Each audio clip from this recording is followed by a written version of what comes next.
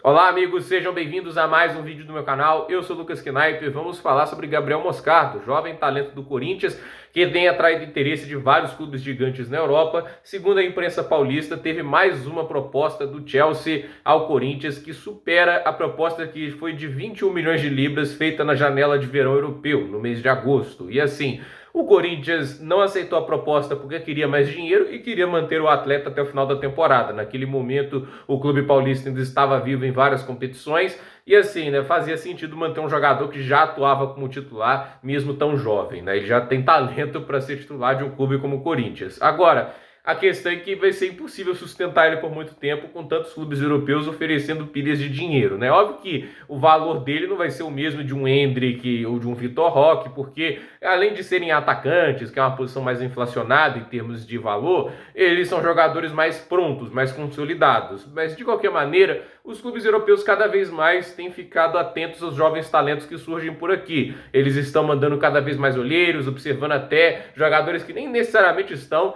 jogando no profissional. O Endrick é um bom exemplo, ele foi contratado pelo Real Madrid antes mesmo de estrear pelo profissional do Palmeiras, né? Uma coisa maluca, mas aconteceu. E, então, assim, a gente vê os clubes europeus mais atentos e o Chelsea é um time que agora que mudou de gestão, saiu da gestão Abramovich para ir agora na gestão do Todd Bowley, eles estão cada vez mais interessados na juventude do elenco, né? Um elenco mais jovem, mais talento bruto, e eles estão fazendo investimentos pesados em jovens atletas, né? E no Brasil não tem sido diferente. Eles contrataram o David Washington, eles contrataram o Ângelo, o Andrei Santos, e agora estão atrás do Gabriel Moscardo e não vão parar por aí, né? E tem olhado muito também na América do Sul, conseguiram a contratação da joia lá do Equador, o Kendry País, que já está jogando pela seleção equatoriana e produzindo gols.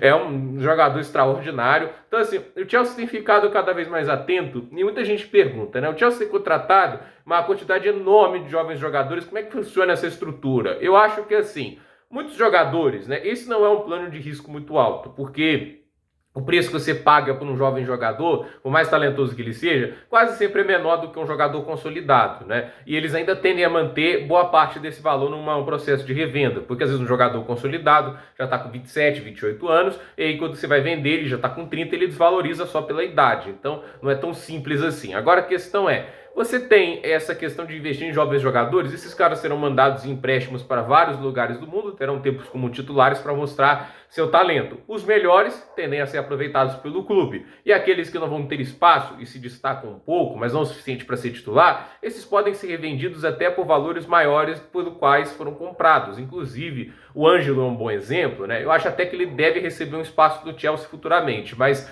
ele já jogou bem o suficiente no campeonato francês para valorizar o passe dele. Dificilmente ele será vendido pelo Chelsea por menos de 15 milhões de euros, né? E a questão é, esses jogadores que às vezes não vão ter espaço, mas já mostraram seu talento, vão ser vendidos por valores maiores pelo quais foram contratados, gerando lucro para o clube. E aqueles que acabam não tendo tanto espaço, como é o caso do Andrei, e podem acabar sendo desvalorizados, eles ainda vão ter um certo valor de revenda e o prejuízo é pequeno, e nas contas do Fair Play nem contam tanto como prejuízo. Então, no final das contas, você tem um cálculo que pode lhe permitir ter talentos impressionantes dentro do seu clube a curto prazo, até médio, entende? E você pode acabar revendendo aqueles que não rendem o esperado, ou aqueles que até rendem bem, mas não vão ter espaço no clube. Então, é um plano do Chelsea para tentar não só fazer receitas com esses jogadores, mas também aproveitar jovens talentos que podem acabar aumentando a produtividade do elenco titular e ajudar o time a recuperar um espaço de protagonismo dentro do futebol inglês e europeu. Então, assim, esse é o plano do Todd Bowley. Se vai dar certo ou não, isso a gente vai ver com o passar do tempo,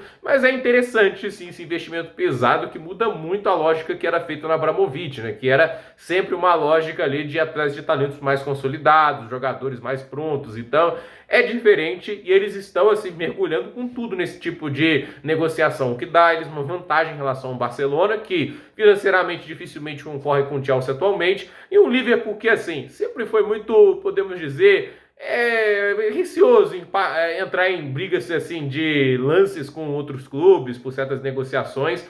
Não sei o que eles vão fazer agora, mas se eles estão interessados no talento e querem ele, talvez eles possam surgir com uma oferta. Mas isso vai depender da vontade do Liverpool de ir atrás de certos jogadores. Mas Vamos lembrar que contra o Chelsea, nessa última janela, eles brigaram pelo mesmo jogador 2 vezes e perderam essas 2 negociações. E não foi só porque ofereceram pouco dinheiro, não, né? Porque eles até ofereceram muito dinheiro, mas talvez negociando eles não conseguiram convencer tantos atletas como também os clubes, né? No caso do Brighton até convenceram o clube, mas no caso assim dos jogadores eles não foram tão bem, né? Então vamos ver o que vai acontecer, mas o fato é que o Corinthians é até um pouco vencedor nessa negociação, no sentido de que poderia ter vendido por 20 milhões de libras, isso é mais de 100 milhões de reais, não é pouca grana quando se fala aqui do mercado brasileiro, ainda mais de um clube que sempre está enfrentando problemas de dívidas, assim, porque foi mal gerido na gestão André Sanches nos últimos anos, mas a questão é, o Corinthians bateu o pé e vai conseguir mais dinheiro e ainda manteve o jogador durante toda essa temporada, e sem ele poderia ser pior essa temporada. Não é uma temporada que o torcedor do Corinthians vai se lembrar com alegria, evidentemente, uma temporada ruim para o clube em termos de desempenho,